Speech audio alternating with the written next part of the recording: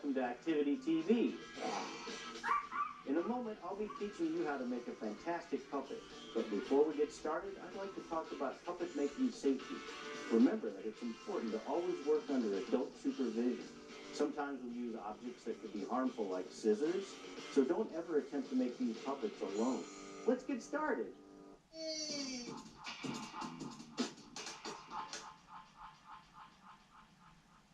Hey, if you want to make a puppet that has some sweet dance moves, then you'll love making me. Hi, everybody. I'm John Kennedy, and these are my pals Bert. Hi. And Richard. Hi. Don't forget that you can work at your own pace by using your remote to pause, rewind, and play any Activity TV programming. It's so easy. Here's what you'll need. White fleece, 1 sock, 1 6-foot feather boa, only use 2 feet, okay?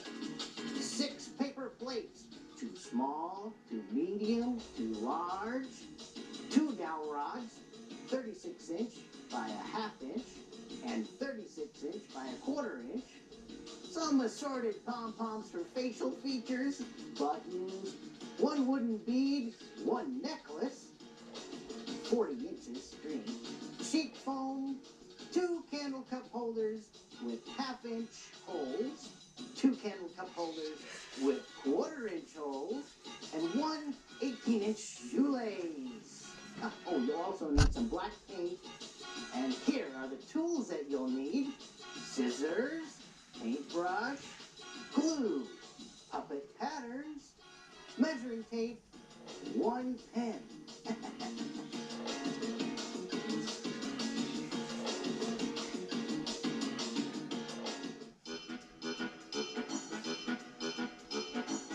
So let's take some scissors, and we need to trace 1 inch, well actually cut 1 inch outside of the boundaries of each plate, because we're going to cover the plates with the fleece. Okay. So let's start cutting. So now that we've flipped over our plates, we need to glue the fleece to the plates. Okay. And we'll just put a little bit of glue around the whole edge of the plate on each one. Why can't we put a lot? Oh, we could put a lot, but it'll take longer to dry. If you put 1 nice bead around the whole width of this plate, then pull the fleece over the top. It'll stay in place and it'll dry quicker. Okay. Great.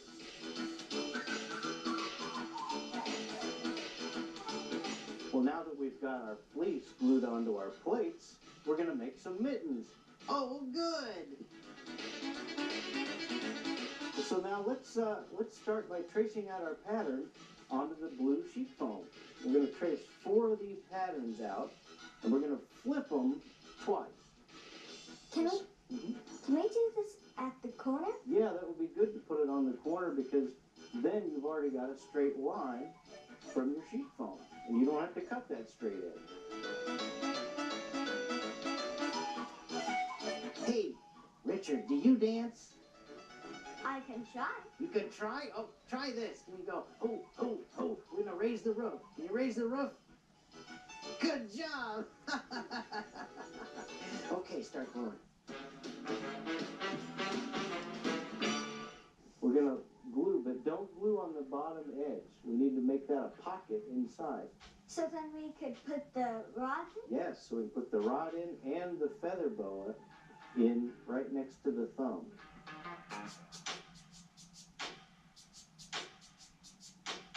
Okay, so let's get busy painting these dowel rods. Why do these rods have to be painted black? Well, they don't have to be painted black, but I think they look better. And they certainly in traditional puppet theater, you would have a puppeteer dressed in black so that the puppets stand out more. And so then no one will look at the puppeteer? That's right. The more that you can see that the puppet's alive, the better. Okay, we've finished painting our rods and our 1/4 inch candle cups. Let's set those aside to dry for 20 minutes. And we're going to continue on with our next step, which is making the string that goes inside the snowman. This makes the snowman move and wiggle. We're going to use a shoelace for that string right here. So let's start by measuring the shoelace. This needs to be 18 inches. 18 inches? Yes. Okay. I found that's the perfect length for the plates that we've got. 18. There. Now go ahead, let's cut the shoelace at, just go ahead. Oh, great job. Oops. There we go. There's 18 inches, and we need 40 inches for the necklace string. 40 inches? Yeah, so let's measure 20 inches, and then I'll fold it in half and cut it. 20. There's 20 inches. And now I'll grab the end of 20 inches and I'll pull it up to here. And now that would be 40 inches. Because 20 and 20 makes 40, right? Yeah. I know. Let's cut it at the end there. Okay, we're going to make the necklace and we'll put it aside.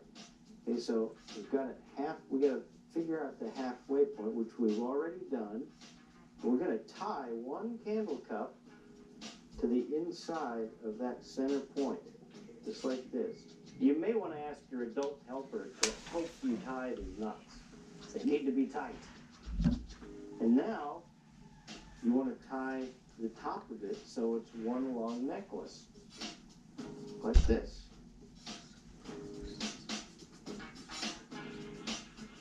Now, the next thing we're going to do is we're going to make the string inside of the snowman, which is his whole mechanism for swinging the plates around and making them dance. We're going to lace it through the bead? The bead, yes. We're going to put it right through there.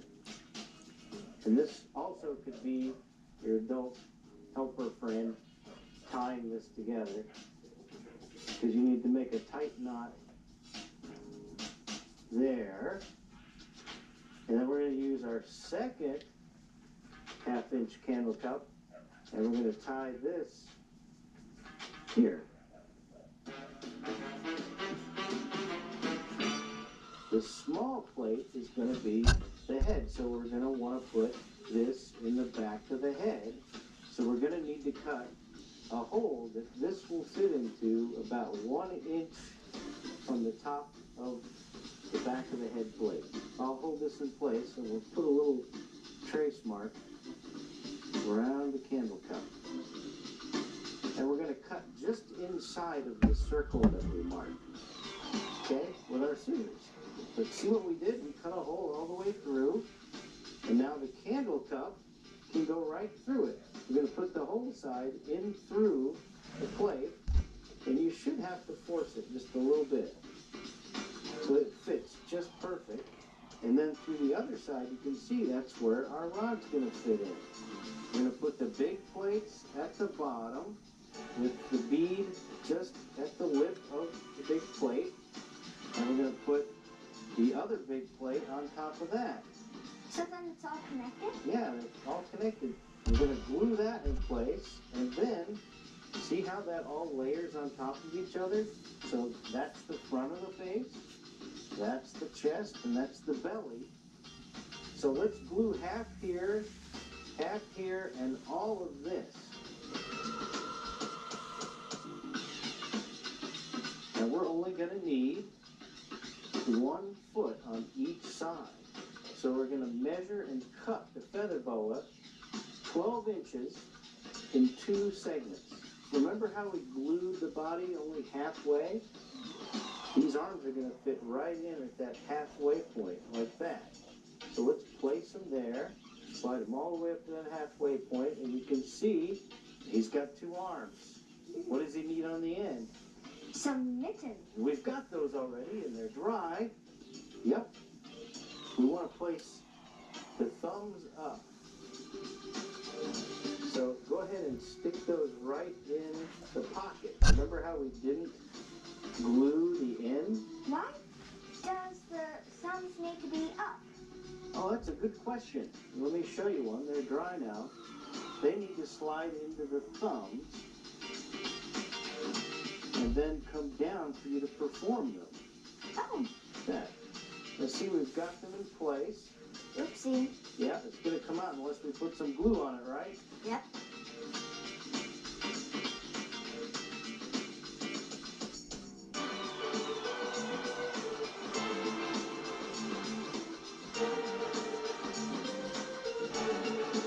Oh my goodness, you're getting so far along with that snowman, but he doesn't have a face. Let's just arrange these real quickly. I like to use the sock for a hat. Look at that. And some buttons. What about a nose? What about a big orange nose? A big orange nose. Yeah. Let's give him a smile. I use the sheet foam. I just cut a little half moon piece and I place it to make the mouth. It's very thin. It is. It doesn't have to be very big. And then some eyebrows. Get them similar. And then place those. And look at that. He's a happy snowman. I really like it. You do? Great. Well, let's glue him into place then.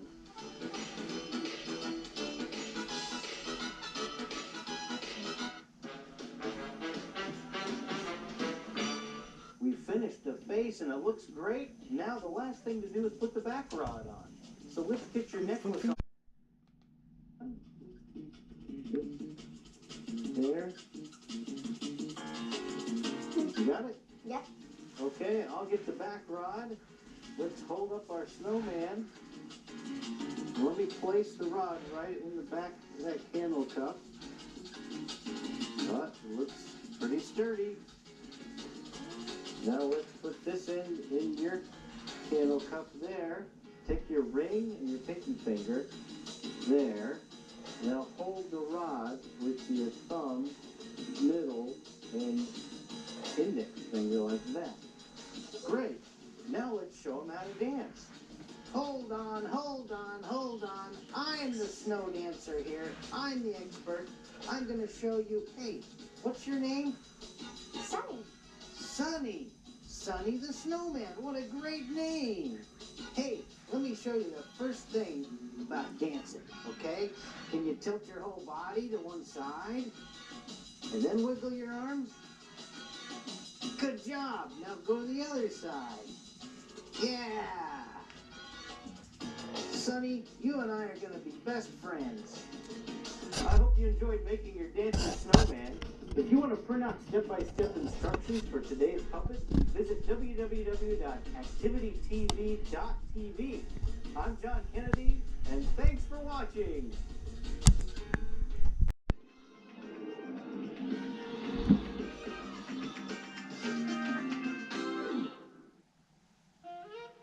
This Dreamcatcher project is intermediate level. Hi, and welcome to Activity TV. My name is Lisa Blair, and today I'm going to show you how to make a Dreamcatcher. Sometimes we use materials that require adult supervision, like scissors, so remember to create these projects with someone. Here's what you'll need to get started. Wire, scissors, colored beads, feathers, and some twine. To print out a list of supplies and step-by-step instructions, please visit www.activitytv.tv. Dreamcatchers are a Native American tradition used to catch bad dreams, but let the good dreams come through. We're going to make ours today out of wire. You can make your Dreamcatcher as big or little as you want. I'm going to make mine about the size of a pie. When you're making your wire circle, make sure you have enough wire to go around the circle twice. Not only will it make it stronger, but it will look a little more decorative.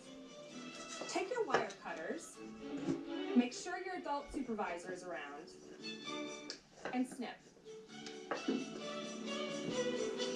Twist the two ends together a little bit so that it stays. Now that we finished our circle, we're going to take our twine and we're going to tie the end of it to our wire frame.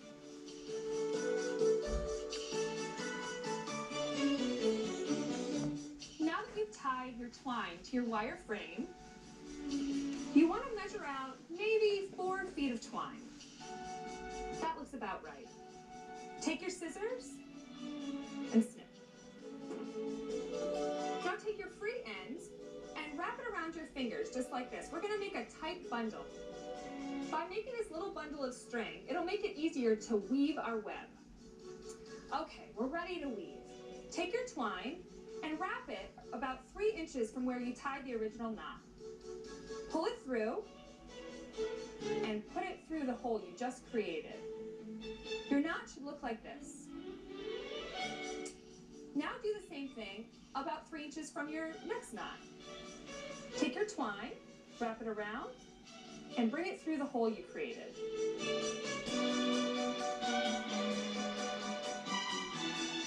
You can have as many points of your dream catcher as you want.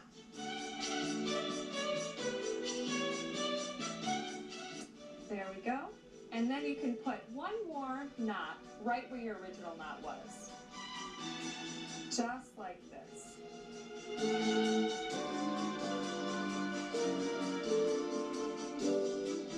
There. Now we have our first points of our web. Now we're going to weave inside the area that we just created. So take your twine and go right into this hole, just like this. Do the same thing with the next hole, like that. See how it's starting to create a web? Now we're going to go to the next area.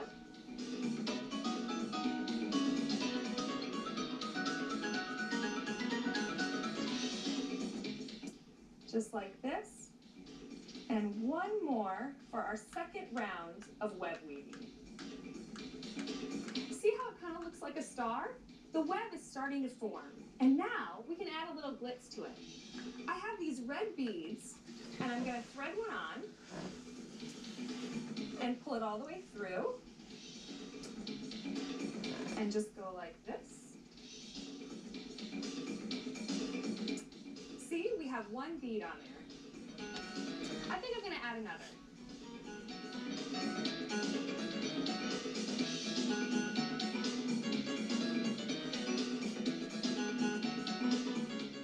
And you can thread it back through. As your web gets smaller and smaller, you're going to just let it take its natural shape. The middle of the dream catcher doesn't necessarily need to be in the middle of your wire frame.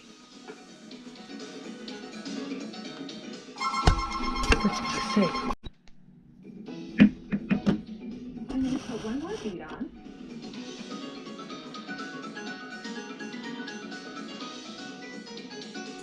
And it looks like I've reached the center of my web.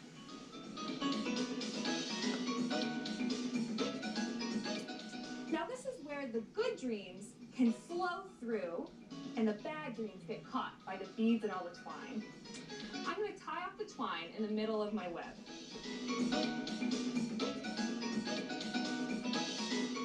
There we go. I've tied a knot, and now I'm going to snip the end off. Now my dream catcher looks cool, but I think it would look cooler with some feathers.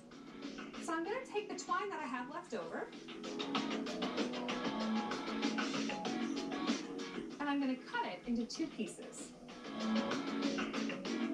I think my dream catcher looks good like this. So I'm going to tie feathers to the bottom right here. Take one of the pieces of twine you just cut, fold it in half so you know where the middle is,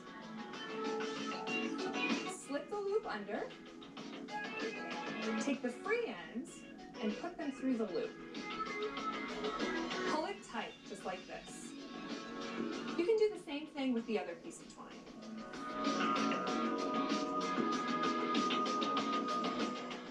Now that I have both of my twine pieces attached, I'm going to thread on some beads. I'm going to put 3 beads on each pair of twine. 3 there, and 3 here. Now that I have my beads threaded, it's time to add some feathers. I found these cool spotted ones. I'm going to put 2 feathers on one piece and 1 feather on the other piece of twine. So take your 2 ends And just wrap them around the feathers, just like this. Then you're going to take those ends of the twine and you're going to put them right back through that loop you created. Pull it tight. And you have one set of feathers attached. I'm going to snip off these loose ends. And do the same thing with the other piece of twine. Now that I have my feathers attached, it's time to add a hanger to the top of my dream catcher. Cut about 3 inches of twine. Find the middle so that the ends match up. Slip your twine under the wire hanger and pull it through. Now tie a knot at the top of your twine.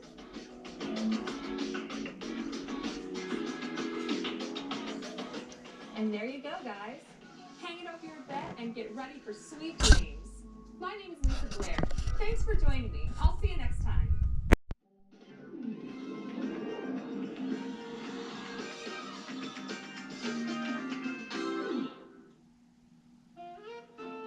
This bug castle project is expert level. Hi, and welcome to Activity TV. I'm Lisa Blair, and today I'm going to show you how to make a bug castle. Sometimes you use materials like scissors that require adult supervision, so remember to create these projects with someone. Here's what you'll need to get started. 1 oatmeal container, 2 paper towel rolls, 1 plate, black paint, white paint, paintbrush, X-Acto knife, scissors, twine, tape, ruler, screen. To print out a list of supplies and step-by-step instructions, please visit www.activitytv.tv. Bugs are such cool creatures, and today I'm going to show you how to make a castle to hold all your insect friends. To begin, take a recycled oatmeal container and remove the lid. Now this is going to be the main body of our castle. So on it, I'm going to draw a door and 2 sets of windows.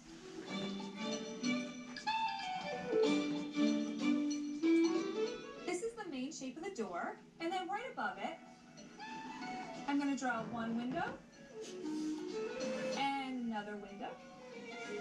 And then I'm going to make windows on either side. So we'll have 6 windows all together.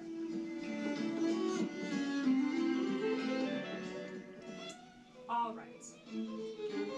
Now that I have all my windows and doors drawn on, I'm going to take my X-Acto knife and I'm going to cut all these out. But this is definitely a job for your adult helper.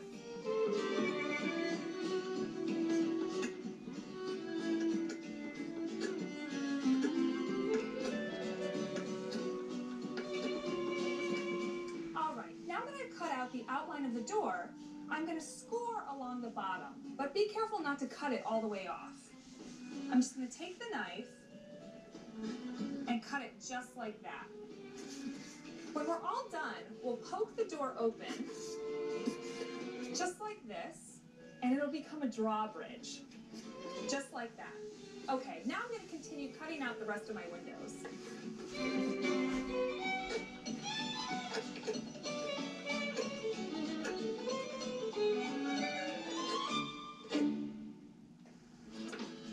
There.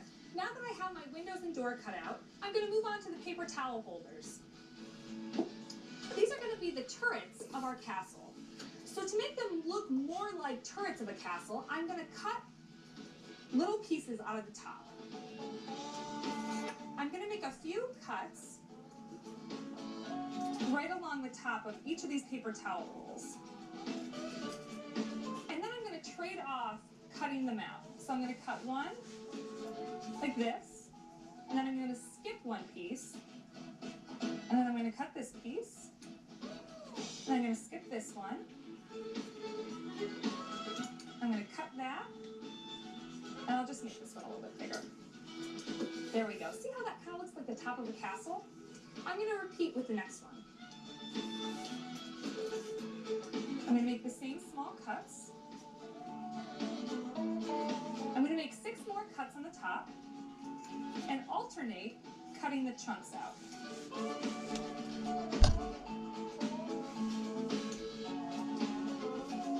Just like that.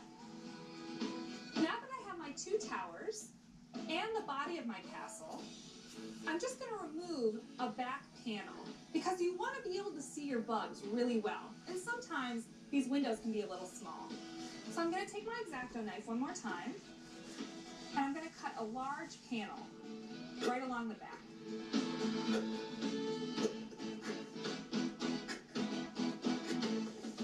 Alrighty. Now that I have the back panel of my castle cut out, it's time to glue the whole castle together. So take some glue and put a strip right along the side, just like this.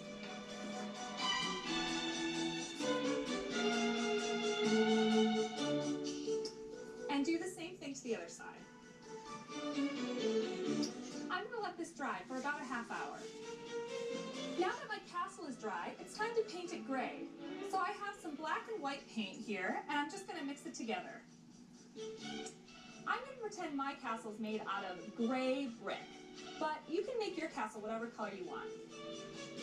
Alright, this looks like a nice rich gray. Alright, I'm just going to start painting my castle, just like this.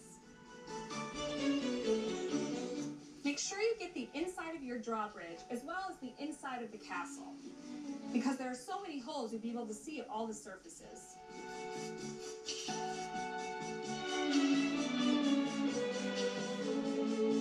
I'm going to continue painting my castle and then I'm going to set it aside to dry. Now that my castle is dry, it's time to draw on some bricks. So I'm going to use my black marker and I'm going to start right around the door. I'm going to draw bricks all around the front door, just like that. Then I'm going to draw a few bricks around the castle. I'll put a few here and a few here. You can draw on a million bricks if you want, but that'll take a long time. So I'm just going to give the suggestion of bricks.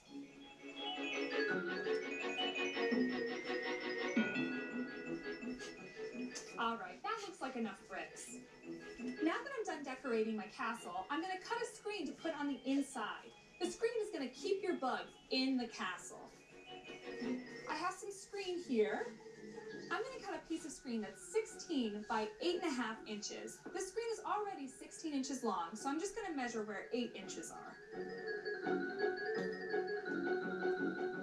I'm going to make a little snip. And then I'm just going to cut right up the screen. Now I'm going to nestle this screen inside my castle. So I'm going to round it just like this.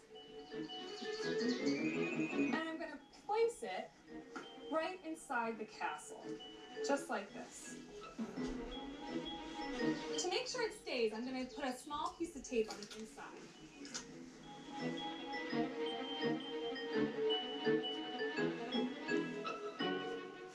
There, almost done. Now all we need to do is add a little twine to the drawbridge. So take your twine and cut a piece about 6 inches long. You're going to take a piece of tape and you're going to stick the tape right underneath that drawbridge, right like that. Then you can stick the cord inside.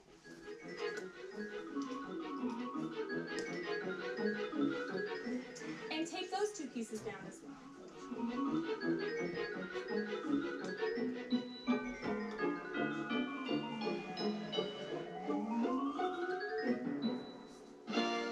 And there you have it, guys. A bug castle fit for a bug king. My name is Lisa Blair. I hope you had fun joining me today. I'll see you next time.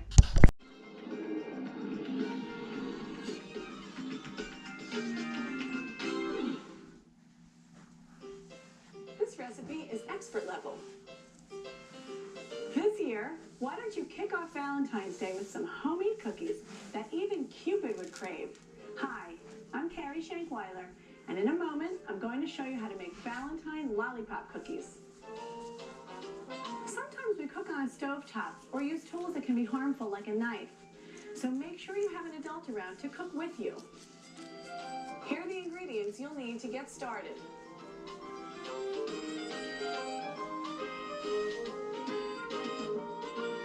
To print out a list of ingredients and step-by-step instructions for this recipe, please visit www.activitytv.com.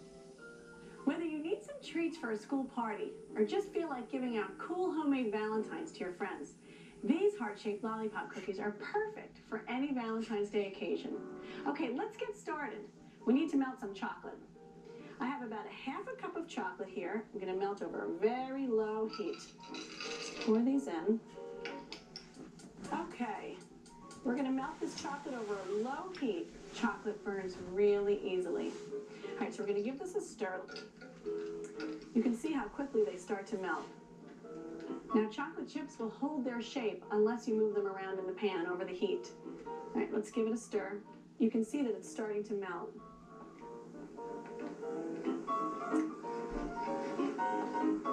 All right, it's almost finished. Okay. I'm going to turn off the stove. Great. Now, I'm going to bring this over to the counter.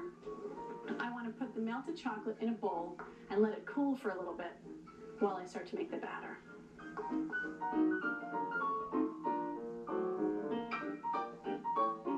It's shiny and smooth. Now, in this large mixing bowl, while the chocolate is cooling, we need to beat together some butter and some brown sugar. All right? Now, let's use this clean rubber spatula. Make sure your butter is completely soft when you're baking. All right, set this aside. Let's add the sugar. Okay, see how the brown sugar holds its shape? Good. Now, set it aside. All right, we're going to use the electric mixer, and we're going to beat the butter and sugar until it's nice and creamy. On a slow speed to start with. I love baking with brown sugar. It has such a great smell. Okay. Now, while this is creaming up, I'm going to add my vanilla.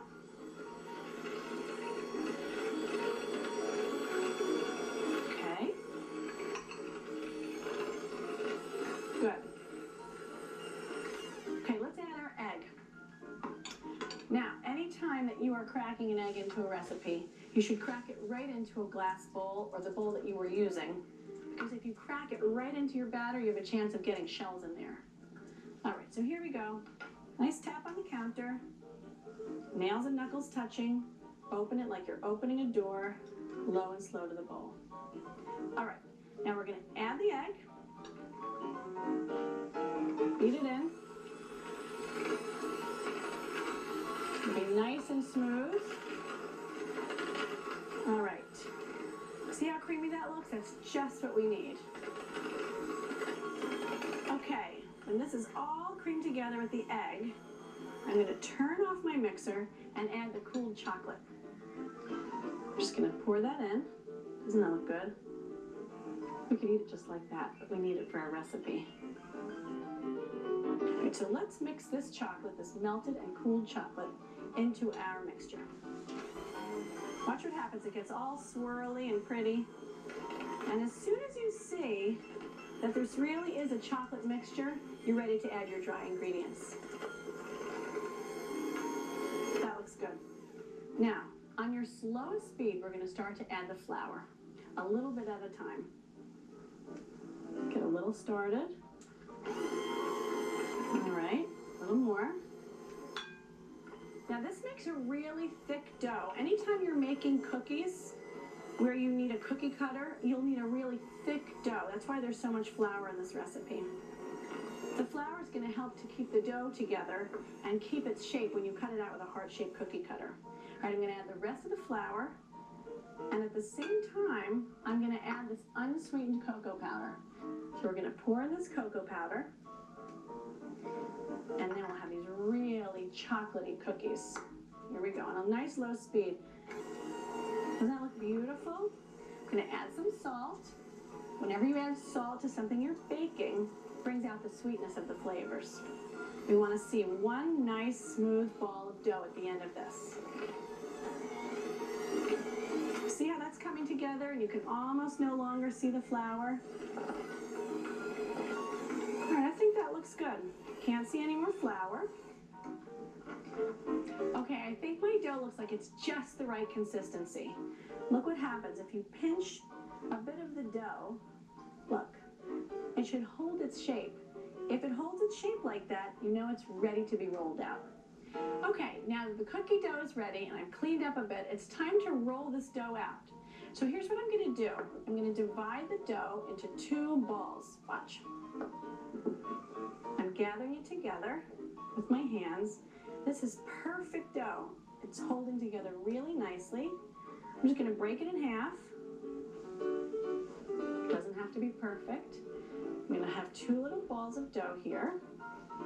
Now, let me put this off to the side. Put one here, one here. You're going to roll each ball of dough between 2 pieces of wax paper. So, let's get that going on. Here's one. We'll put the dough right in the center, flatten it up a little, and then we'll put another piece right on top. Okay, now, a few things you really should know about when you are rolling out dough is that you want to roll it from the middle to the outside edge, but you never want to let it fall off onto your workspace because then the edges will get too skinny, too thin. If they're too thin, they won't bake evenly. So I'm going to start to roll this out, and I keep switching directions.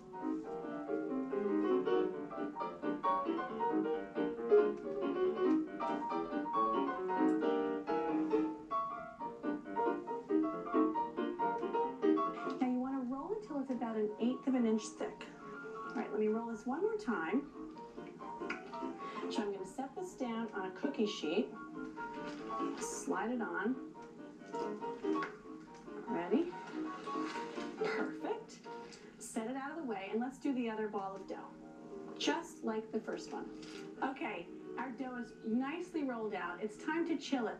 It needs to chill for about 5 minutes in the refrigerator so that the dough is hard enough so that when we use our cookie cutters and stick it in the oven, it'll hold its shape. I've made some dough already, and it's already chilled so we can get these cookies going.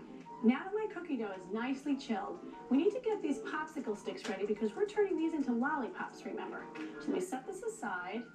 I have these popsicle sticks. They've been soaking in a bowl of water for about an hour. I need to drain them off so that they're not fully wet. Let me tell you why you soak them in water. Because remember, these are going in a hot oven and they're made of wood. And you don't want them to burn. So if you have them already soaked, they've absorbed enough water so that in the oven, they'll just dry out instead of burn. They work perfectly. We're going to make a total of 6 lollipops. So I have these extra sticks just in case. All right, so let me blot these dry. All right, the sticks are dry enough. Let's get these off the towel because we need enough space to get our cookies cut out. Now, I'm going to peel away the wax paper, the first layer. Peels away so smoothly. All right. Okay, we're going to use this 3-inch cookie cutter to make our lollipop cookies. Now, whenever you're using cookie cutters, you want to hold the cookie cutter as close to the edge as possible without going over. So I'm going to push down till I feel the surface that I'm working on. Give it a little jiggle, just a little. See how it comes away from the rest of the dough? Lift it up. Sometimes the dough will stay inside the cookie cutter and sometimes it'll be left behind. When it stays inside the cookie cutter, you just carefully push it out with your fingers so as not to break the cookie. And then you're going to place it on your cookie sheet.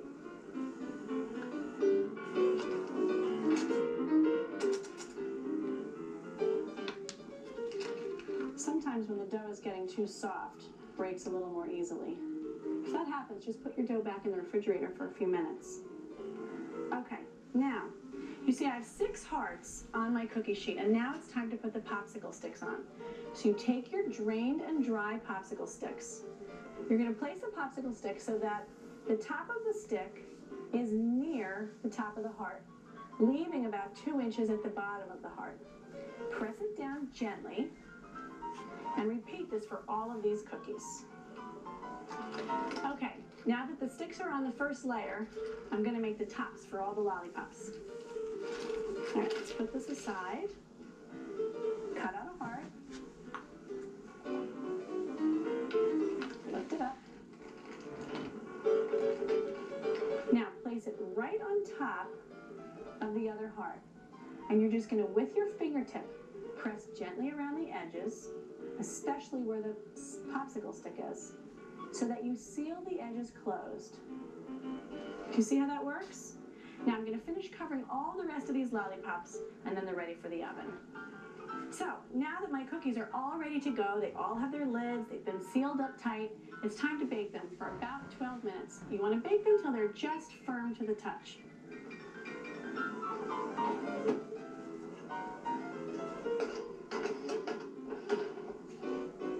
Okay, 12 minutes. Okay, while our cookies are baking in the oven, we need to melt some milk chocolate that we're going to use to dip our cookies into after they've come out of the oven and cooled. So, pour in milk chocolate chips. If you don't have milk chocolate chips at home, use bittersweet chocolate, semi-sweet chocolate, any kind of chocolate you have. White chocolate would be really pretty.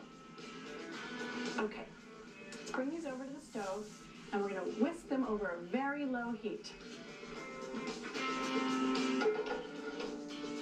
Okay.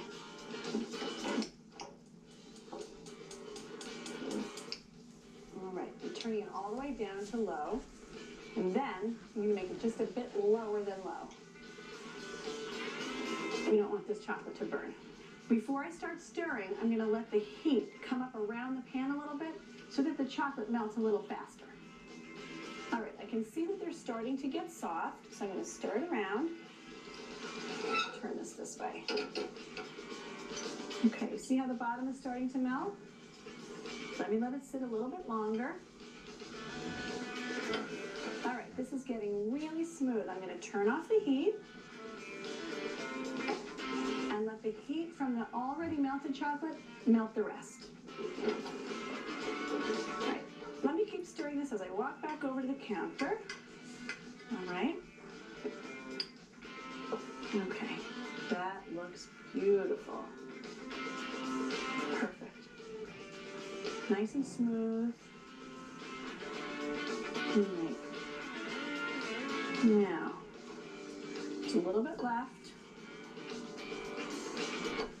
All right, that's good. Okay, my chocolate is ready, and I know my cookies are ready because I can smell them. So let's take those out of the oven. Okay, yep, they look perfect. Beautiful. All right, let's set these over on this towel to cool. Now, let them cool for about 5 or 10 minutes. They just don't want to be too hot to handle. Okay, my cookies have been cooling for about 10 minutes, so it's time to dip them. I have a cookie sheet lined with wax paper, which is just what you need so that the cookies don't stick once they're dipped in melted chocolate.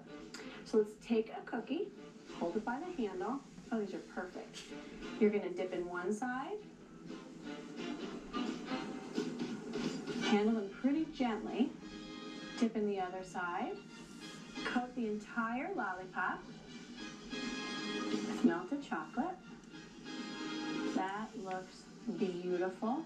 Make it nice and smooth. You want to scrape off a bit of the excess because you don't want it to be too thick. I think that looks really pretty. Now I'm going to set it on the wax paper.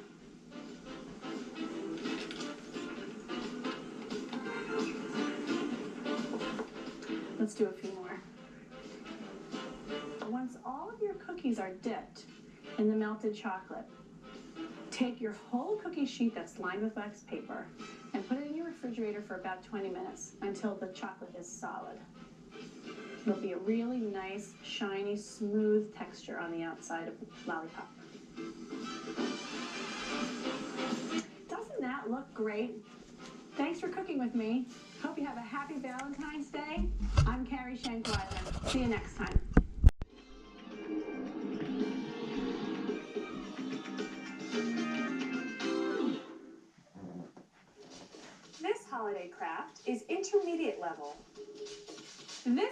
Easter craft will have you hopping for joy.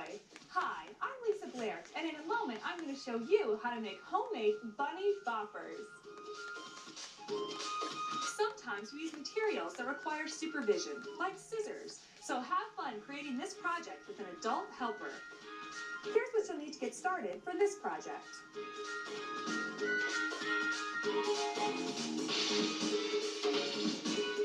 To print out a list of supplies and step-by-step instructions for this craft project, please visit www.activitytv.com.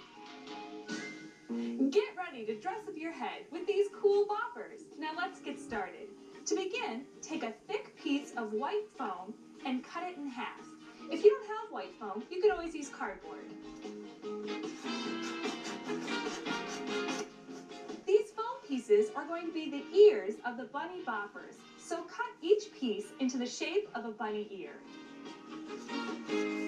Bunny ears are shaped kind of like a leaf.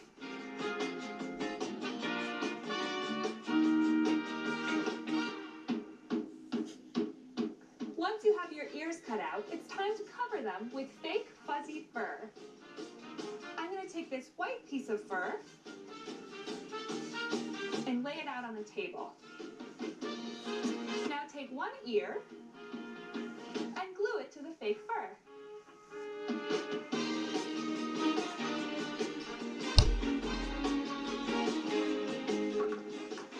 I'm going to cut the fake fur to make a smaller, more manageable piece.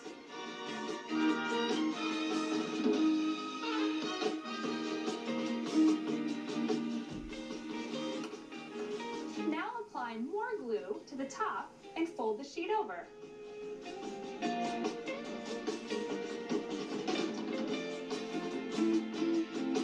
Once this ear is dry, we'll trim around the foam and create the ear shape once again. But before it dries, let's add a pink center. Take a piece of pink faux fur and cut out a triangle.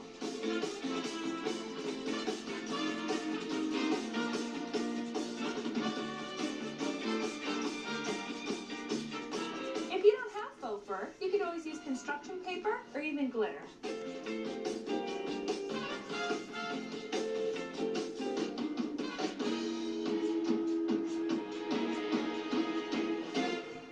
Now glue your pink triangle to your white ear.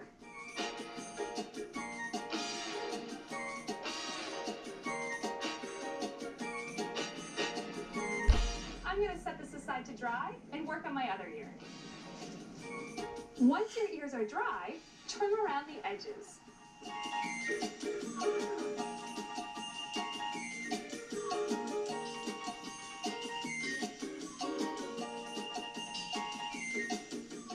Once your ears are trimmed, the next step is to attach pipe cleaners to the bottom edge. Take your ear and flip up the fabric. Take a pipe cleaner and poke it through the foam, just like this. Now take the other end and poke it through the other side.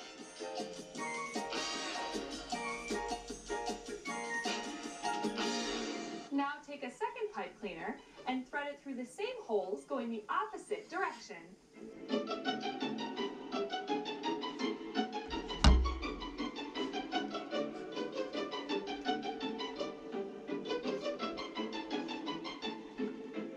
Let's do the same thing to the other ear.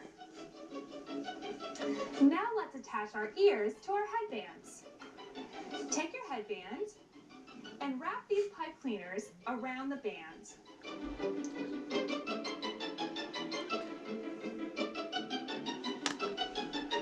See how I'm carefully winding each pipe cleaner around the headband?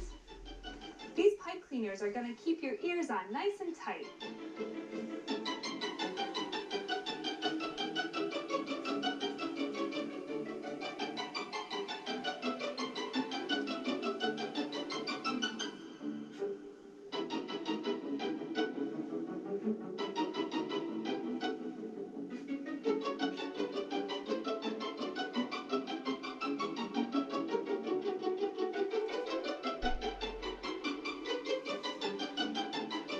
There.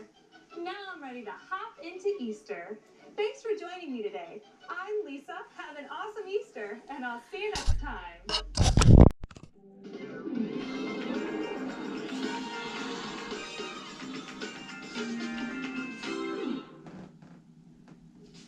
This holiday craft is expert level. This Easter, put a little extra hop into your holiday by creating your own bunny Easter basket. Hi, I'm Lisa Blair, and in a moment, I'm going to show you how. Sometimes we use materials that require supervision, like scissors, so have fun creating this project with an adult helper. Here's what you'll need to get started for this project.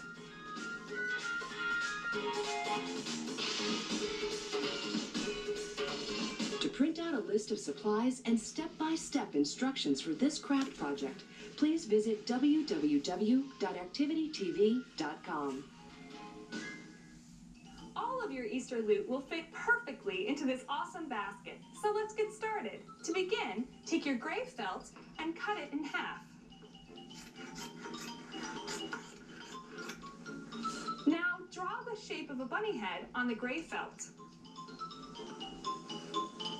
For your bunny head, draw a circle,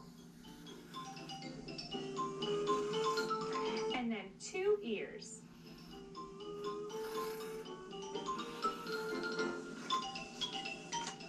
Now cut it out.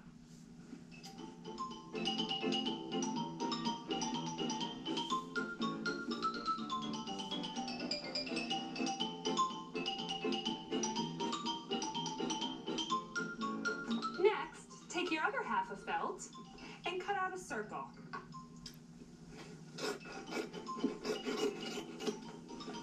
This is going to be our bunny's back end.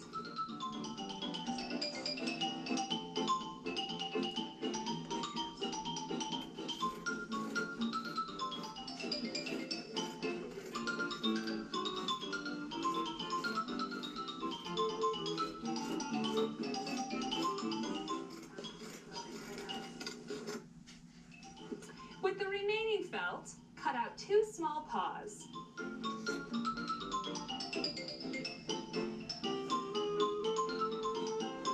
I'm going to cut these paws out at the same time because I want them to be the same shape. For these paws, I'm just going to cut teardrop shapes. Just like that. Now that we have all the parts of our bunny cut out, it's time to decorate them. For the bottom, glue on a white pom-pom, or you could use a cotton ball.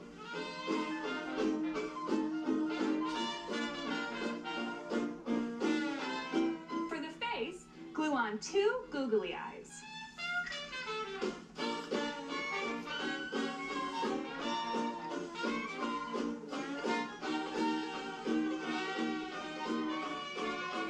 After you have your eyes glued on, take some pink sticky felt and cut out a nose and 2 interiors of the bunny's ears. If you don't have sticky felt, you could always use regular felt and glue, or even paint.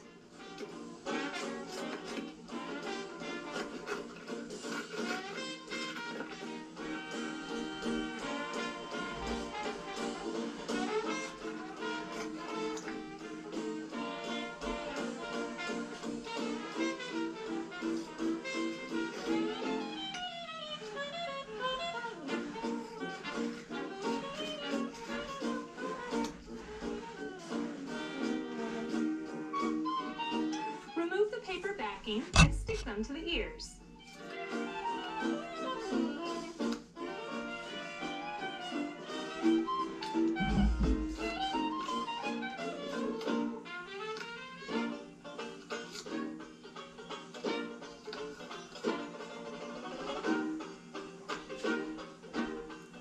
Now cut out the nose.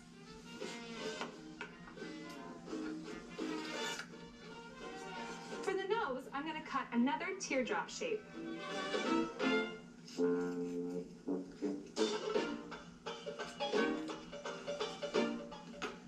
Remove the paper backing and stick it on.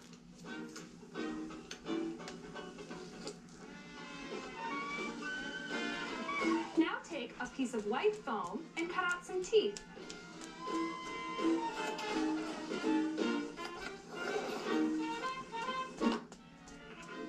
take a black marker and draw a line down the center so it looks like he has buck teeth.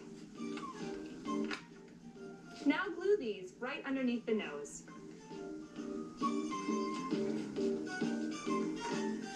Next, take white puffs and glue them right under the nose to look like cheeks.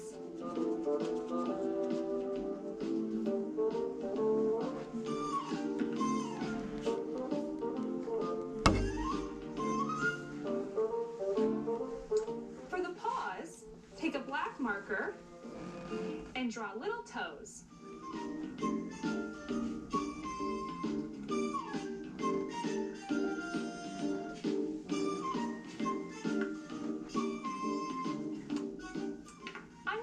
Bunny face and my bunny tail dry for about 20 minutes. Then I'm going to glue everything on my basket. Now that my bunny is dry, it's time to glue him onto the basket. Take your bunny head and apply some glue.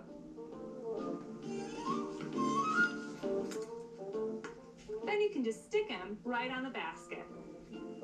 That's looking so cute. Now glue the paws.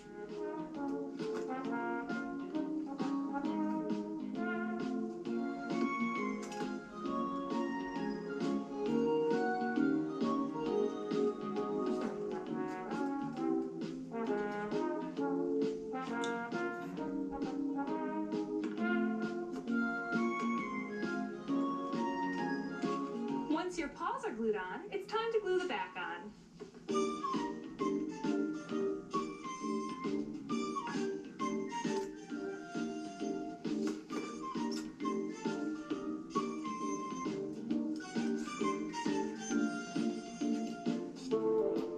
There! My bunny looks great, and I hope yours does too. I'm gonna fill mine with some grass.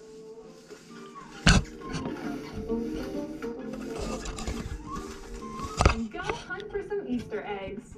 Thanks for joining me today. I'm Lisa. Have an awesome Easter, and I'll see you next time.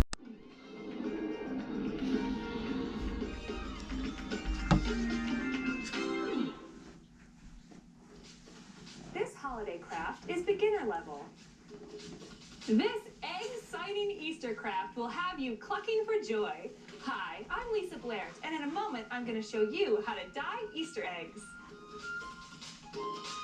Here's what you'll need to get started for this project.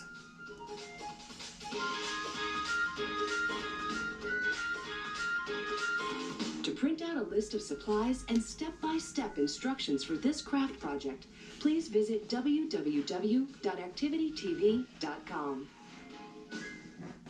I've loved decorating Easter eggs since I was a little girl, and now I'm going to share the Blair family egg dyeing secrets with you. So let's get started. To begin, we're going to make our egg dye. I'm going to use these rubber gloves so I don't get any of the dye on my hands.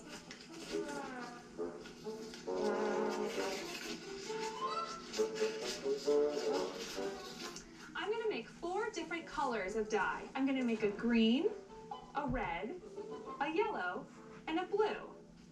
I have 4 cups of water, and to each cup, I'm going to add a little bit of vinegar.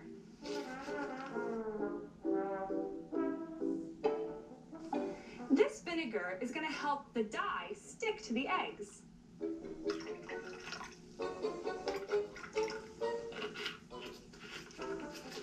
Now that I have the vinegar in the water, let's add the dye. I'm going to add 5 drops to each cup. 1, 2, 3, 4, 5. Now for the red. 1, 2, 3, 4, 5. Now for the yellow. 1, 2, 3, 4, 5. And now for the blue. 1, 2, 3, 4, 5. Okay, let's mix these up and get them good and even.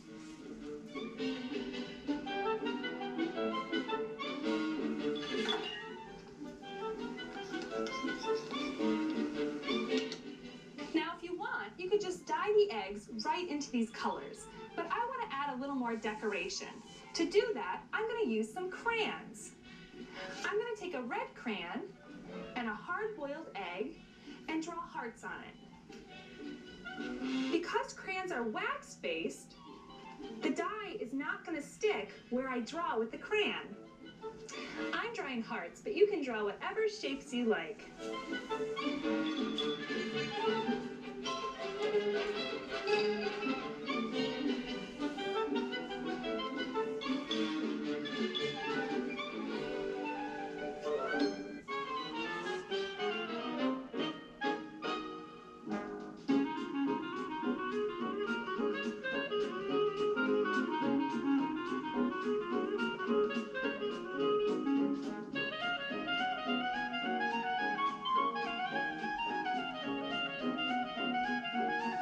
Once you've colored all your eggs, it's time to dye them.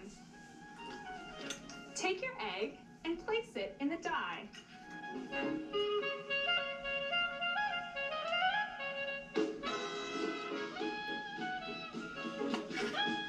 The longer you leave your egg in the dye, the darker your egg will be.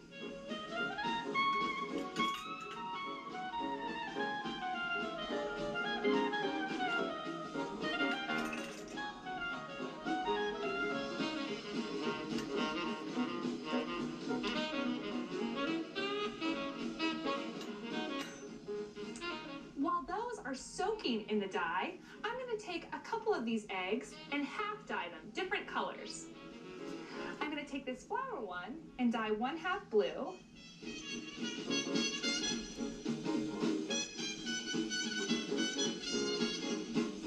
You want to leave your eggs in the dye for about 5 minutes, but it depends on how dark you want your eggs to be.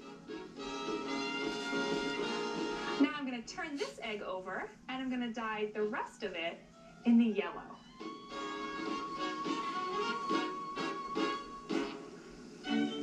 There.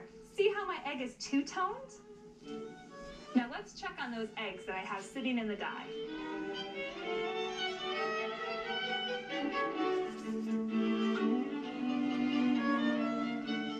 Ooh, look how cool that is. See how the dye doesn't stick where I put the crayon?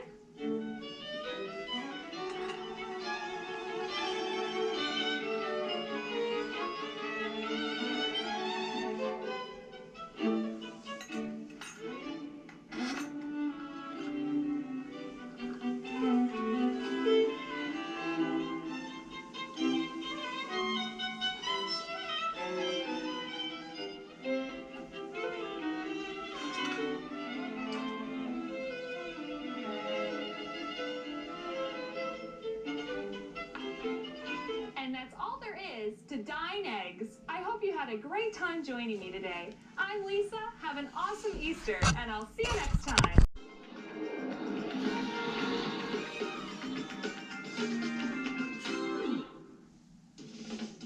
This puppet is beginner level. Are you looking for something fun to do? Well, why don't you create a cool puppet? Hi, I'm John Kennedy, and in a moment, I'm going to show you how to make a running rabbit puppet. So stick around. Sometimes we use materials that require supervision, like scissors. So have fun creating this puppet with an adult helper. Here's what you'll need to get started on this puppet project.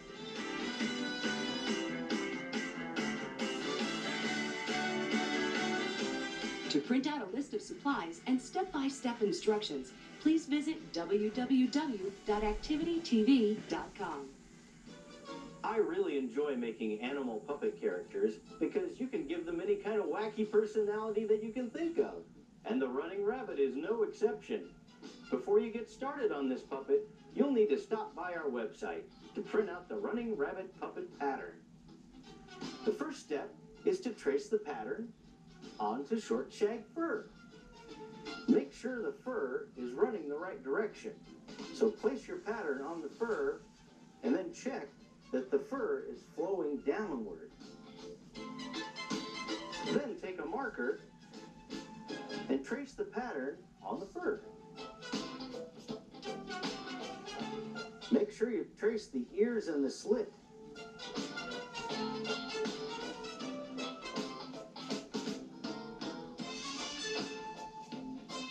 Then trace the same pattern again without the ears and slit.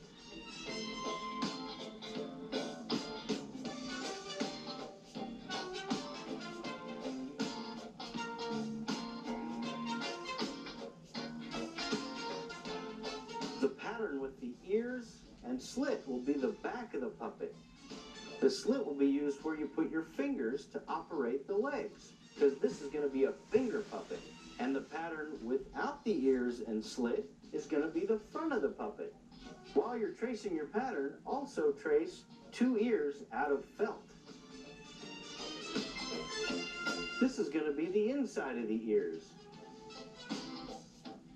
Now cut out all your patterns.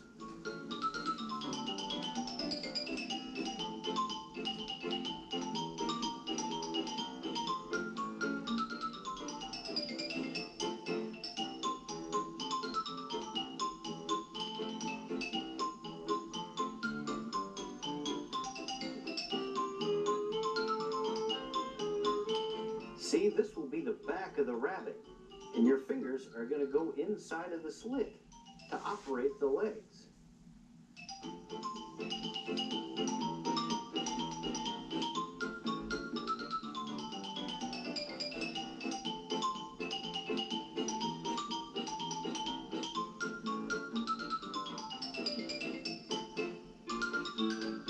Now cut out the felt ears.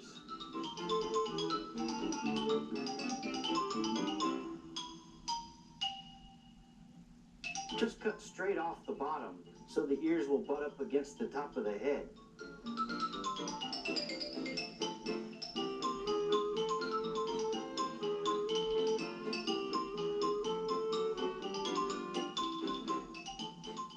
Next, glue the body together. Make sure to only put a small bead of glue around the very outside edge of the legs of your rabbit. This is where your fingers are going to go inside.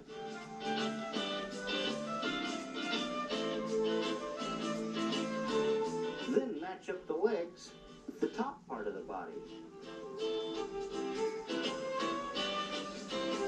I'm doing the legs first because they're the most important part. They have to line up perfectly so your fingers can go inside. Then add a bead of glue around the rest of the body, just on the edges, like we did on the legs. Continue with the arms and go all the way around the top of the head, but don't go up into the ears yet. Now line up the fur on the top and bottom.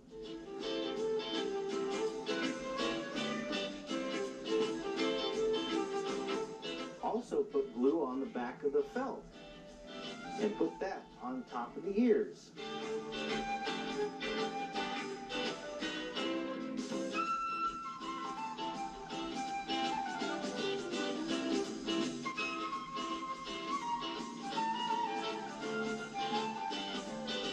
I'm putting the tracing marks on the back so you don't see the marks.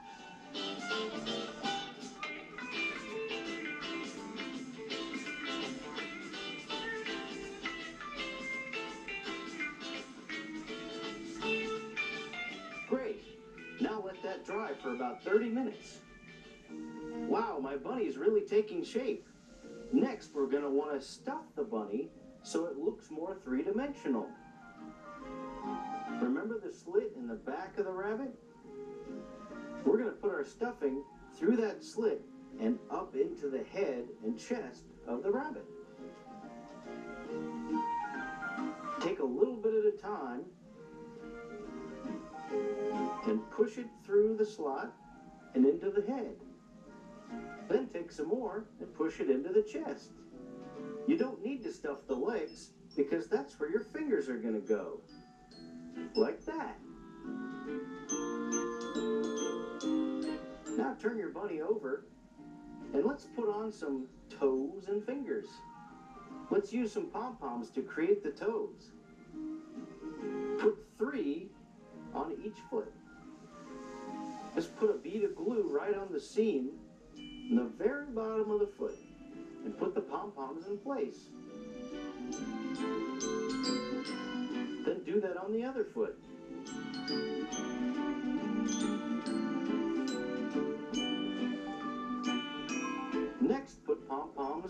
on the hands for fingers. Put a bead of glue on the seam and attach the fingers.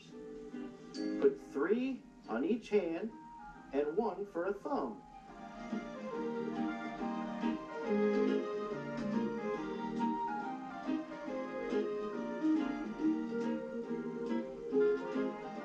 Now do the same for the other hand.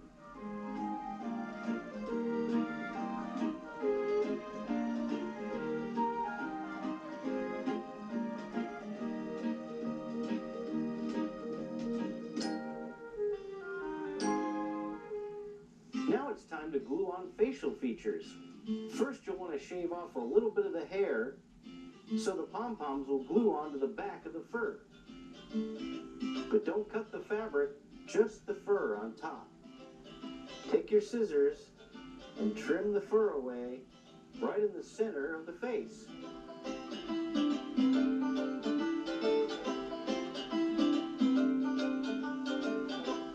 Just shave a little bit.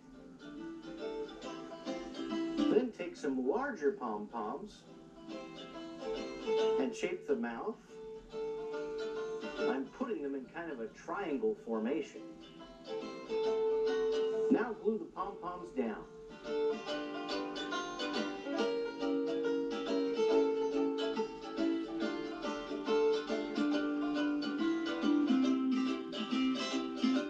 Next, put on white pom-poms for the eyes.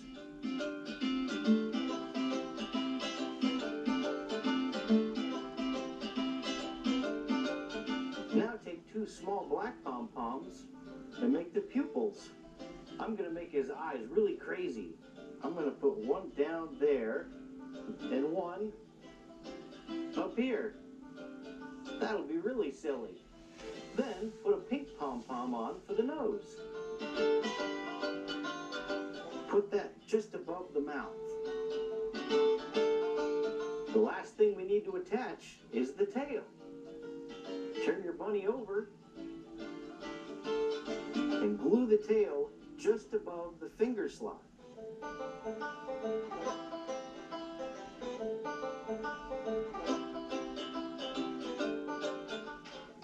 Now that the running rabbit's finished, I'm going to show you how to animate it. Put your fingers in the finger slot and into the leg pockets. This is a running rabbit, so let me show you how to make it run. Push your fingers down on a tabletop or on your hand or wherever you want him to run and wiggle your fingers. I'm running around the table, running around the table. Well, I think my running rabbit looks great. How do you think you look, Rabbit? I look amazing. I couldn't look better. I'm the best looking rabbit there ever was. Okay. Well, I hope that your puppet looks great too. Just remember to have fun and let your imagination be your guide. Thanks for joining me today. I'm John, and I'll see you next time. Have a happy Easter!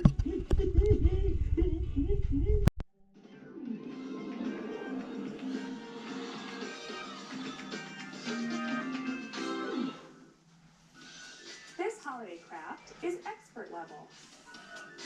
Celebrate Earth Day this year by recycling. Hi, I'm Lisa Blair, and today I'm going to show you how to make homemade paper with recycled computer paper and construction paper. Sometimes we use materials that require supervision, like scissors, so have fun creating this project with an adult helper. Here's what you'll need to get started for this project.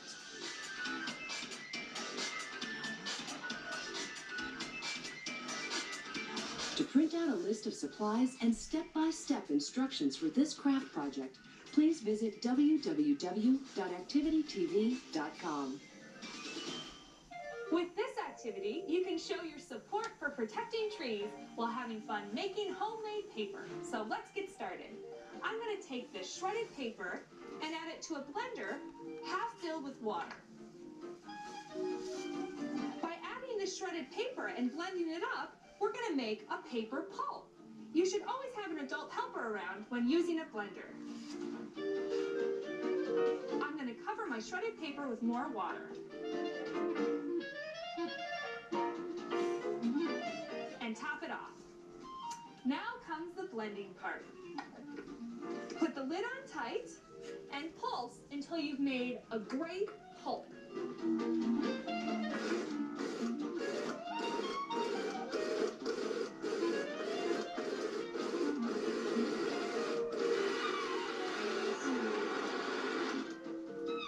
Once your pulp is made, it's time to make your paper. To make our paper, we're going to use this screen. We're going to pour the pulp over the screen and let it dry. I'm using this bin to catch any excess that falls off, as well as to catch the water underneath. Let's do it. Are you ready to pour? Cover your whole screen with the pulp. The shape of the screen will dictate the shape of your paper. So if you want a square piece of paper, you can either use a square screen, or you can just cut your paper in the end into a square shape. I'm going to be creating a round piece of paper. Squeeze the excess water out with your hand.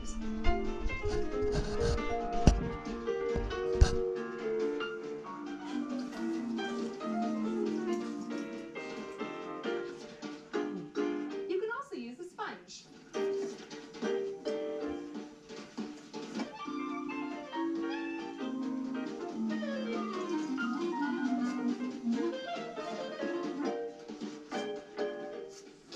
Your paper pulp until you have a uniform surface. We want to be able to write on it in the end, and it'll be easier if your paper is flat.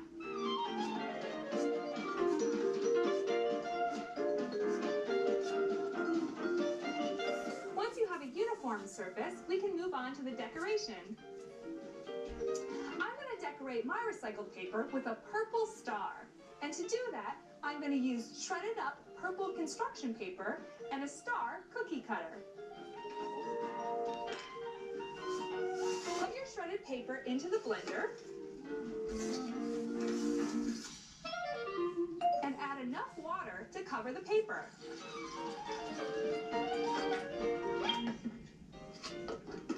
Now blend.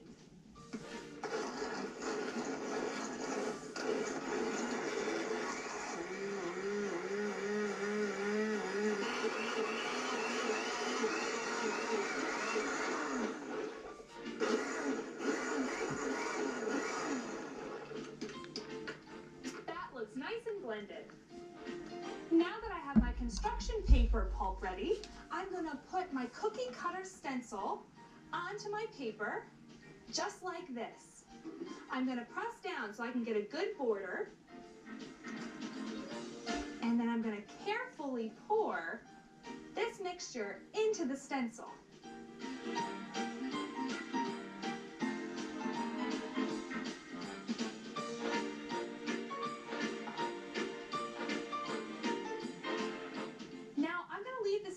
On my paper until all the water has drained through. Make sure you don't remove your stencil until all that water is gone, or your purple pulp will seep out everywhere.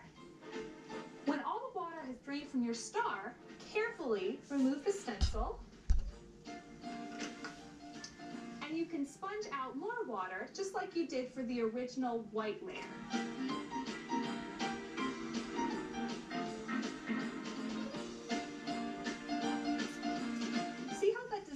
Gets pressed right into that white paper. Pretty cool, huh? Set your paper aside to dry for a few hours, but before it's completely dry, remove it from the screen and place it on a piece of wax paper. If you allow this paper to dry directly on the screen, it's really tough to get off. I've removed my paper from the screen and placed it on this wax paper. Then I let my paper dry overnight. If your paper dries a little curled, you can always iron it so it's completely flat. And now it's time to write an Earth Day message.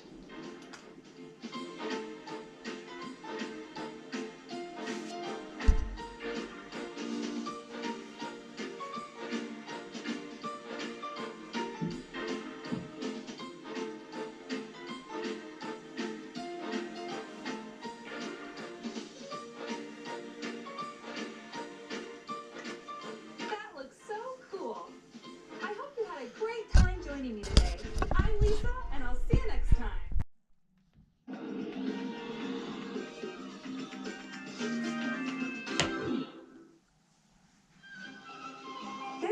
left is intermediate level. For generations, piñatas have played a traditional part in Latin American festivities. Hi, I'm Lisa Blair, and in a moment I'm going to show you how to make an awesome Cinco de Mayo piñata. So get ready to party! Sometimes we use materials that require supervision, like scissors. So have fun creating this project with an adult helper. Here's what you'll need to get started for this project.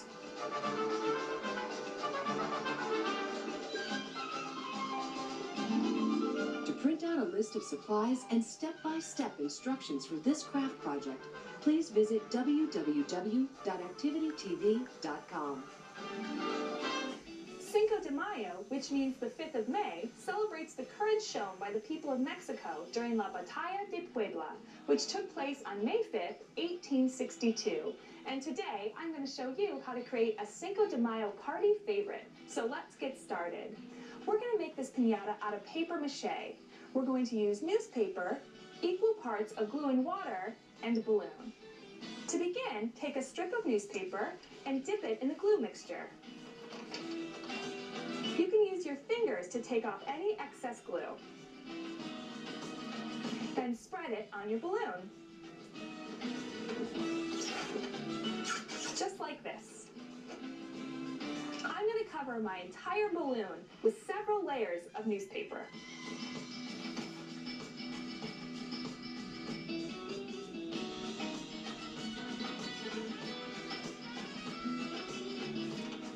This is a really messy project, so make sure you put a table covering down before you begin.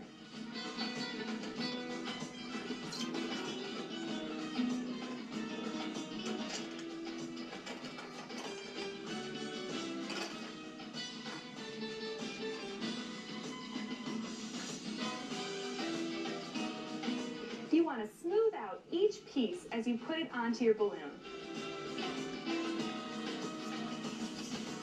You don't need to dip every piece of newspaper into the glue, because we'll have some excess glue already on the balloon. Once your balloon is covered in newspaper, it's time to add some festive decoration. You can do that using colored construction paper.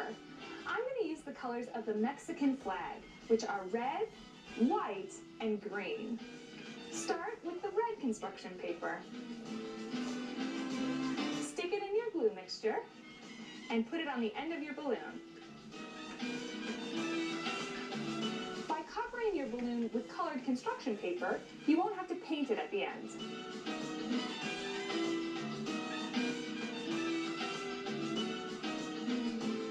Even though the colors look cloudy with the glue over them, the glue will dry clear. We want all three of our colors to have equal parts of this balloon.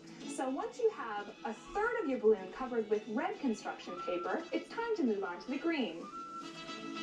Take a green piece, dip it in your glue mixture, and place it over the underside of your balloon.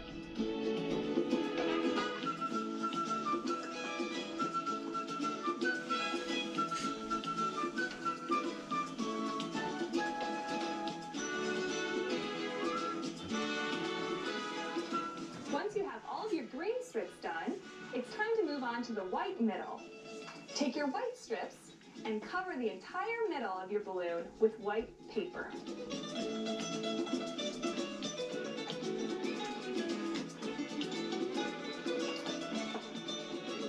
We're creating a Mexican flag piñata, so we want these edges to be somewhat straight. We want it to look like a flag.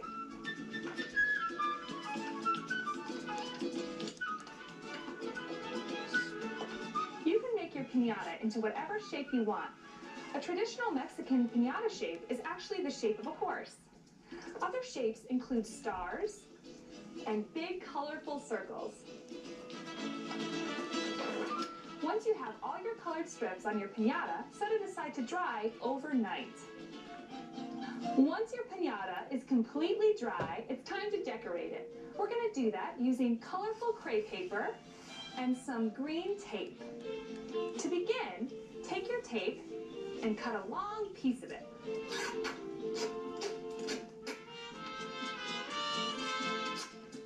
Lay this piece of tape sticky side up on your piñata.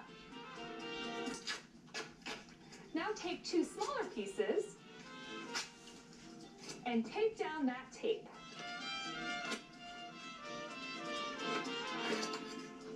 I'm going to repeat this 2 more times to make our sticky strip thicker.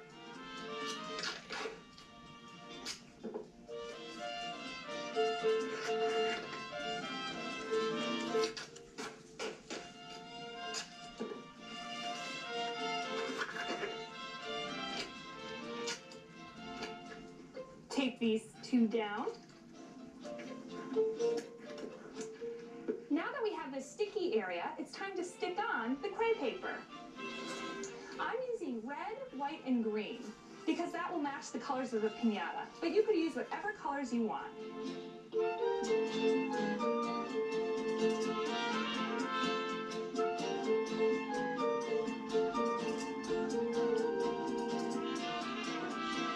Wow, that looks great.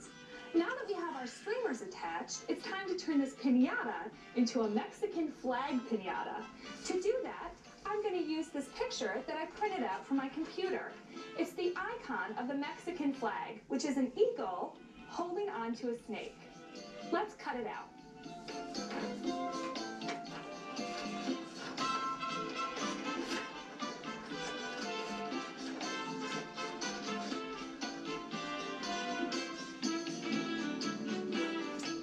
Once you have the eagle cut out, put a dab of glue on the back.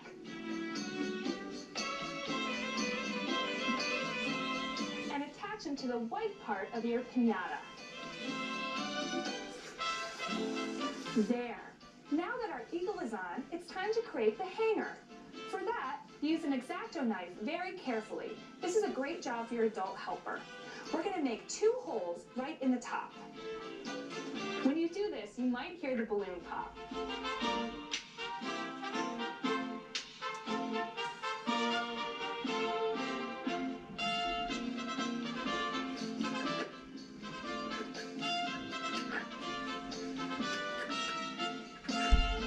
Once you have your holes cut, it's time to take 2 pipe cleaners and twist them together end to end.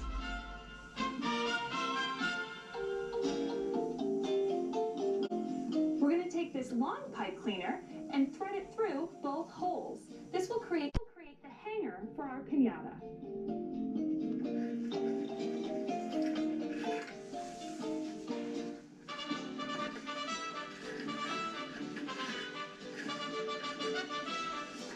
Take the 2 free ends and twist them together.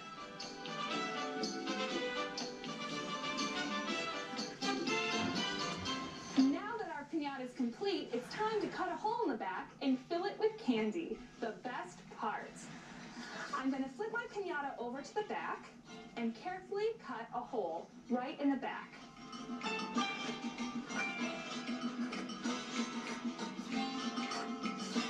You want this hole to be large enough to fit your candy in, but small enough so you can easily tape it back up.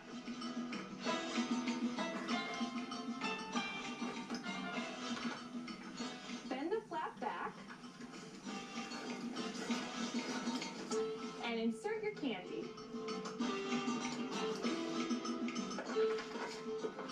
If you don't want to fill your piñata with candy, you could fill it with little presents or whatever you want. Once you fill your piñata with treats, close the flap and take some clear tape and tape up that little flap that we made.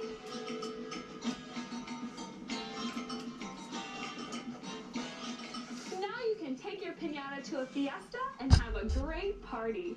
I hope you had a great time joining me today. I'm Lisa. Have a great Cinco de Mayo, and I'll see you next time.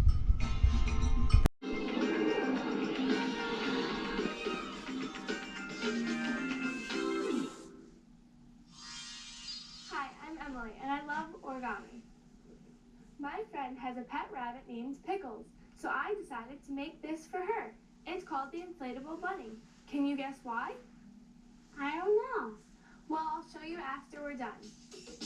It's really easy. All you need is Activity TV and a standard 6 or 8 inch square piece of origami paper, and of course, an adult. Go to activitytv.com to print out this list and step-by-step instructions for this intermediate level craft. Our first step is to start on the white side of the paper. We're going to fold the bottom right corner to the top left corner and crease.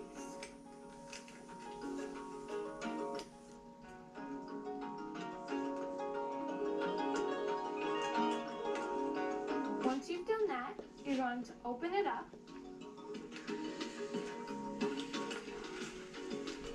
and fold the bottom left corner to the top right corner.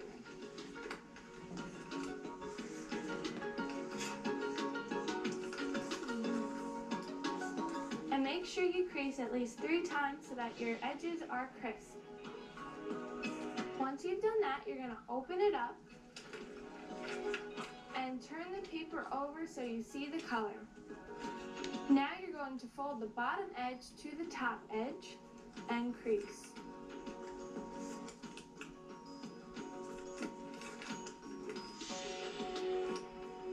Good job, girls.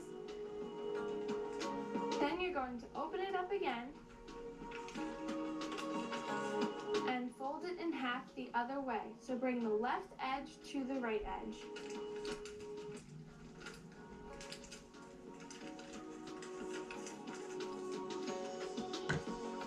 Then open it up, turn it over, and press down in the center and watch it collapse.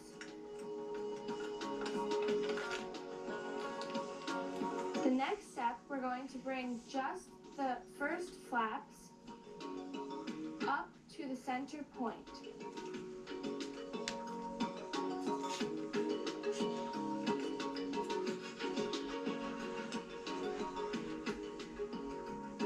Good job, Mia. Now what you're going to do is you're going to bring the edges of the triangles right to the center like this.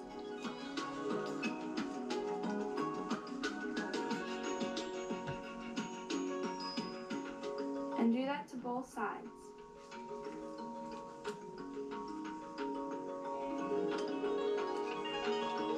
Now what you're going to do is you're going to bring these 2 flaps as far down as they'll go and crease. See, bring the flap as far down as it'll go and crease. Then you're going to bring them back up and you're going to fold them in half. Now watch me first. You're going to bring the edge of the one flap right to the edge of the pocket, like that. And do that to both sides.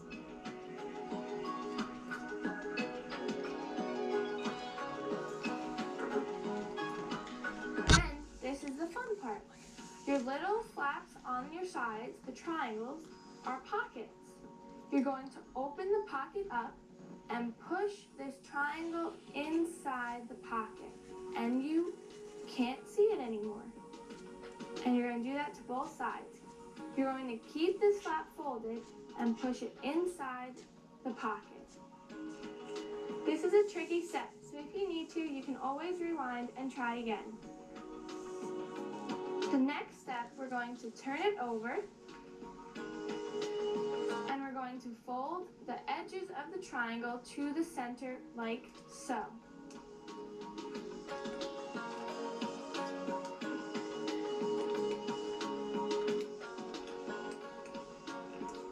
Like this. Great. Next, we're going to fold the bottom of the flaps.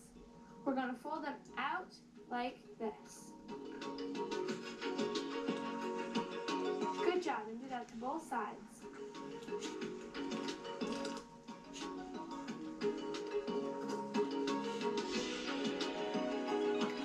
And then you're going to fold the flaps up to the corners. Great job, Mia and Lulu. Now, want to see why it's called the inflatable bunny? Yeah. Watch, I'm just going to blow into its nose. Whoa. Cool. Why don't you try it at home? I'm Emily, reminding you, watch it, do it with Activity TV.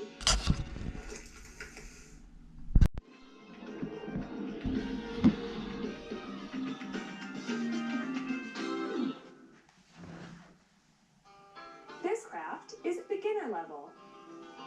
Hi, I'm Lisa Blair. Ants are fascinating insects and really interesting to observe. So today I'm going to show you how to build your own ant farm, so stick around.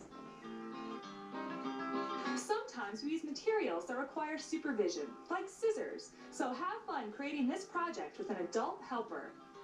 Here's what you'll need to get started for this project.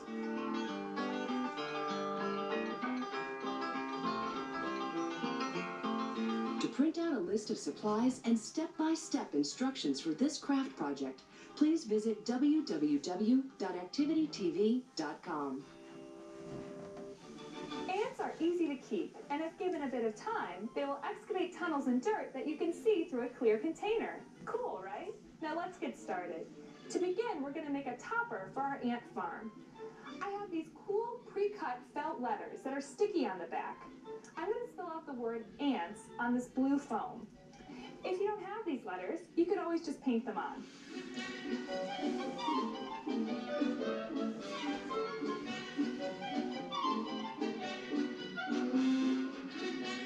Now that we have our words spelled out and stuck onto our blue foam, it's time to draw the shape around our ant sign. I'm going to use a black marker and just draw right around.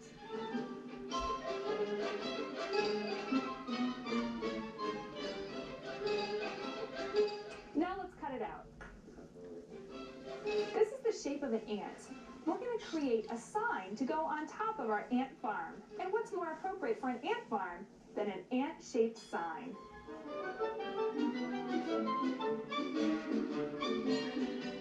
Now that I have the body of the ant cut out, it's time to add the legs. I'm going to take 6 pipe cleaners and bend them in half.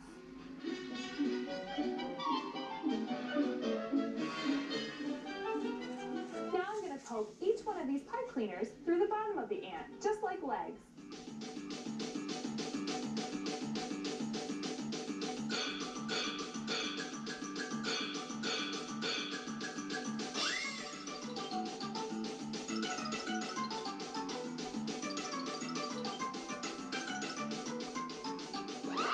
Now it's time to make the feet. Bend each one of these ends into a circle, just like that.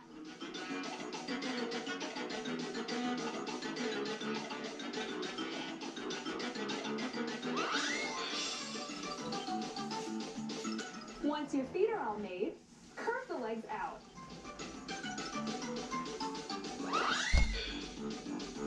I'm creating a U shape with all the legs. Once your legs are complete, it's time to make the antennas.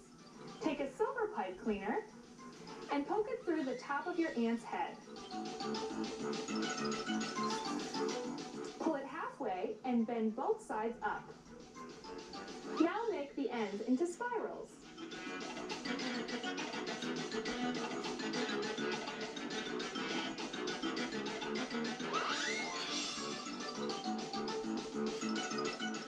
Now it's time to put on the eye. I have this cool googly eye, but if you don't have a googly eye, you could always just paint one on. Put a dab of glue in the back. And put it right on there. Now with my black marker, I'm going to add a smile.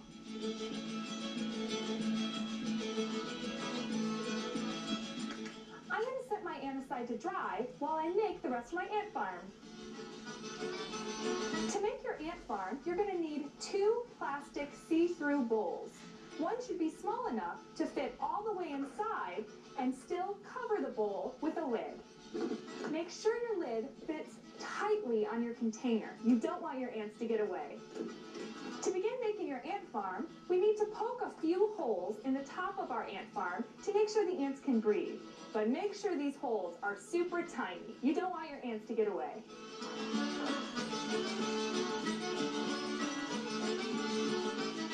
Once you have your holes made in the top of your container, it's time to fill your farm with dirt. It's important to use 2 bowls to make your ant farm. The smaller bowl should rest inside the larger bowl to create a small gap that you can fill with dirt. This way, you'll be able to see the ants build their tunnels in this thin layer of dirt. Okay, let's fill it up with dirt. It's okay if you get a little bit of dirt in the inside bowl. We can take that out later.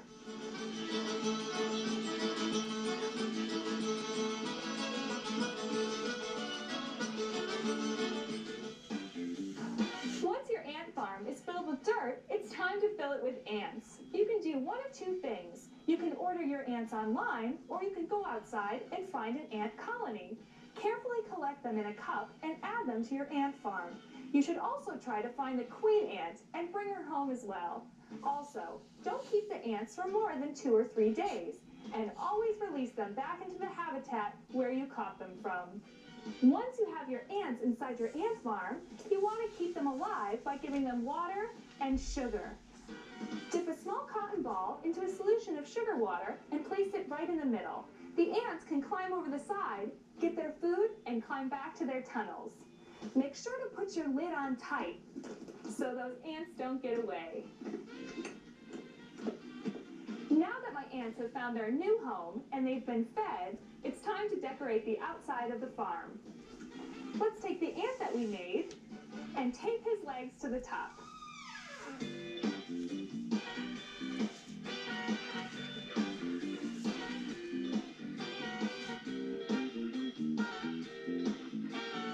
And there you have it, a really cool ant farm.